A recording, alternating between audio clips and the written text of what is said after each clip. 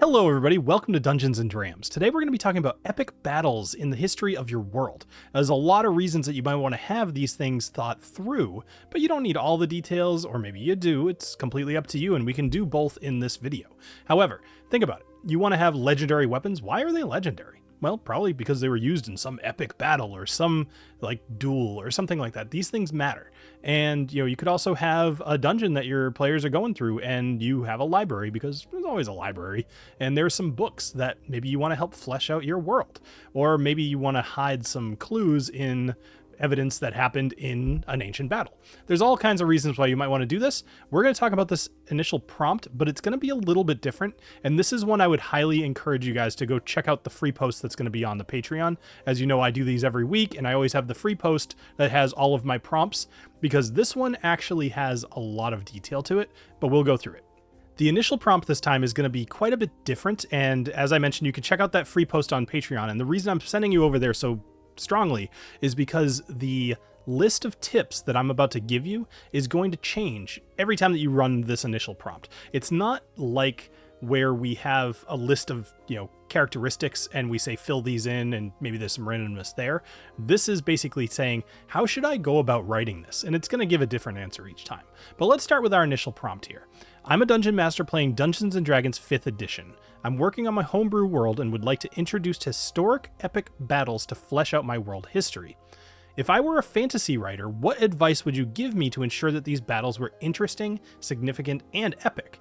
And now this is a part that you can tailor to your own world. I say my world is high fantasy, so the use of magic is absolutely possible, because otherwise it's just going to be two armies kind of battling each other. But if you incorporate magic, suddenly you have like floating islands, or you have a blighted world, or you have like a storm that's a problem for magic users, and all magic is not able to be used. It doesn't matter. So let's go ahead and run this initial prompt, and then we'll talk about some of the options. I ran this prompt several times while trying to make this video, and I will tell you that the first piece here is actually one of the most consistent that it's given me back. And I do think it's important. You need to establish the stakes of your epic battle. Why? Why did it happen? What were the reasons that, like, what happens if the good guys win? What happens if the bad guys win? What happens if nothing happens? Like, why? Right? Now, I'm just going to say this one time because I don't want to repeat myself over and over again. You don't have to deal with any of this, right? You could just say, write me an epic battle based off what you just gave me, and it will do that, and it will write something cool. But you know your world building, and we're supposed to be using AI as a tool, not as a replacement for what our brains can do. So in this case, I'm going to kind of go through these, and then we'll make something and we'll kind of feed it some information, but only you know your world. So keep that in mind. All right. So establishing clear stakes and context is very important to know why the battle happened. But also you should have the overall stakes, but you also want to have some personal stakes for some of the key players. Now we're going to talk about some of the, main people that are remembered throughout history. Think of Achilles, right? So Achilles had a reason to do what he was doing. He wanted glory and probably other stuff. But in this case, we probably have some similar people in our story. All right, so we've got backstory and context, provide context for why the battle's happening. Okay, so we kind of went into that. Now, you could also ask it for examples of each one of these if you don't quite understand what it's trying to get out of you. Develop compelling factions and leaders. This is where we're going to start dealing with named people, or at least named groups, depending on how far back this goes. We don't know what a soldier in, X battle's name was, unless they were somebody legendary, but we do know that, like the Roman army was a thing, right? So that could be your faction. All right, so you want distinct factions, you want iconic leaders, incorporate magic and fantastical elements. So this is where it starts getting cool. Distinct factions create unique, use the high fantasy setting to your advantage by integrating magic into the battle. Think about large-scale magical effects, like a wizard summoning a storm to decimate an enemy fleet, or druids animating the forest to attack invaders. Obviously something like Meteor, is that what it's called? Meteor strike, something like that, where, that could do a lot of damage across the whole thing. How are people going to defend against that? Obviously, if you're an army in a fantasy world, you're going to have strategies to deal with these kind of things. It's not just going to be run at the wizards and die, right? Or maybe it is, who knows? All right, so mythical creatures, you might want to throw some of those in there. I mean, maybe there's some dragons involved. Maybe there's like a beholder that was captured and enslaved somehow. All these things could be easy to envision, but really interesting to detail. All right, create epic moments. This is going to be something cool too. Obviously, in this book that you're reading, there are key things that you're going to want to learn about. It's the Trojan horse, right? Like, that's a key moment. I don't know why I keep going back to the Trojans, but whatever. Okay, so create epic moments. Ground the battle in your world's lore. Okay, so that's going to be something that's going to be a little bit tougher with this if you are just jumping into this prompt. What I suggest any one of you who watches a lot of these videos do is have a single thread in ChatGPT where you have told it a bit about your world. You should almost copy and paste a succinct description of your world so that you could use it in other threads if you really wanted to. But in this case, you want to tell it something about your world so it knows, you know, where did the battle happen? Or just tell it to make something up and then add that to your world. It's fine. I think that's what World of Warcraft's been doing forever, right? All right, use varied and dynamic battlefields. This is cool. In this case, this one actually didn't come up in one of my previous ones, but the use of varied and dynamic battlefields, I kind of mentioned this earlier. You could have floating, you know, stone islands that are connected by bridges of some sort, and, you know, maybe these things tip over if they're, I don't know, whatever, like you dispel the mountain. You know, it all depends. You could come up with any number of these. We also could say, hey, I don't really know what you mean by dynamic battlefield. Could you give me 10 options? And that's exactly what this will do. All right, focus on pacing and flow. This is more about being the writer. I'm actually going to kind of remove this unless you're planning on writing a book. This probably isn't very necessary. Okay, reflect on the aftermath. This is very important. What happened because this happened? Definitely give that a little bit of thought. Incorporate emotional and moral complexity. So obviously, you know, maybe it was a father and a son fighting, and because of that, it has a little bit of complexity to it. Maybe it was, I don't know, really anything. I don't need to come up with your story for you. I'm just showing you how to come up with it for yourself. But there should be a moral dilemma, personal stakes again, and then inspiration from real world history. I think a lot of us do that anyway, so you probably don't need to be told that, but don't hesitate to. You know, the let's go back to the Trojan horse. Maybe there's a similar version of that in D&D, and your players will probably appreciate reading something that was like, oh yeah, it's the I don't know, the wooden beholder that you know, they cast a spell so that it was floating, or maybe some sort of major illusion and they open up the doors and suddenly you're flooding in. Your players will pick up on the subtlety and they'll love it. Okay, so let's move on to actually creating something here. Two things I'd also like to add here that I felt were good from some of the previous times I've run this are strategic depth and symbolism and themes. The idea being that not every battle is just going to be two armies facing each other and running at each other. So we want to consider strategy, like what made the general on the winning side such a good general? Why did he win? Also, symbolism and themes, that may be something that you just want to kind of pound into your players. Both of these could be useful. So we're going to just add that to our prompt. Well, it gave me a lot more about strategic depth and symbolism that I wanted, but that's okay. So this does understand kind of what I'm going for, but it just gave me a ton of stuff, but that's totally fine.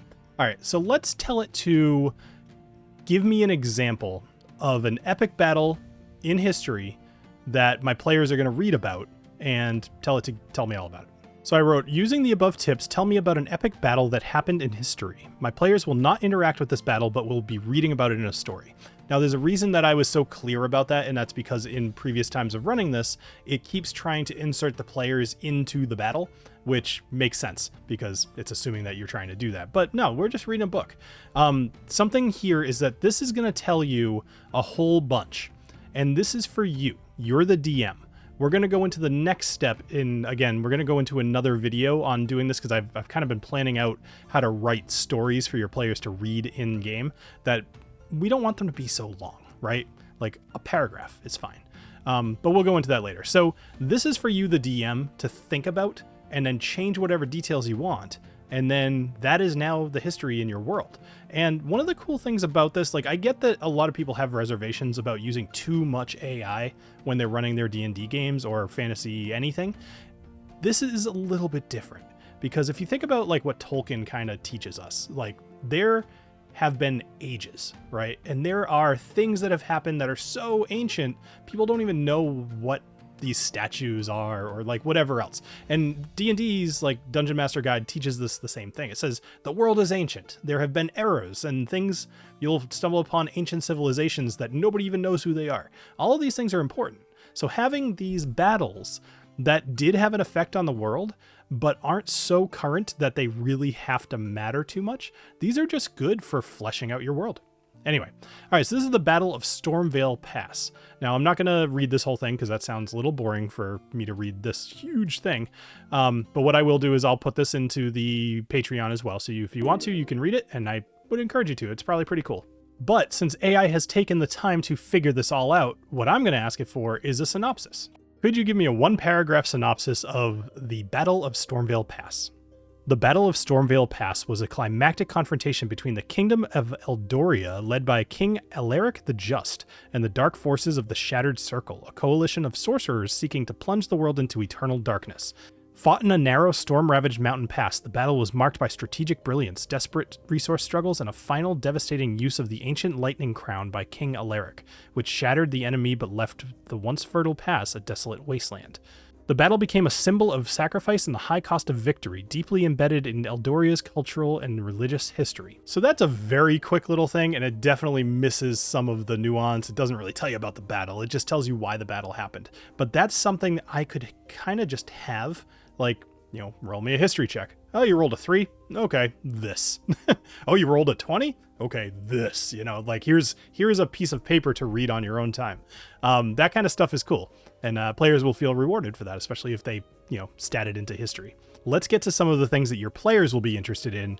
Could you tell me about some of the magical items that were present in the Battle of Stormveil Pass? What's a good epic battle without a legendary weapon? The lightning crown here is one of the first ones that generated, and of course that makes sense, it was even in the synopsis. So it's basically a crown, kind of looks like lightning bolts, and it glows blue, etc., etc. It's got some magical abilities, requires attunement, it's got some charges, and you know, we can go from there. Using some of the prompts that we've talked about in the past, it would be very easy to turn this into an actual legendary magical item.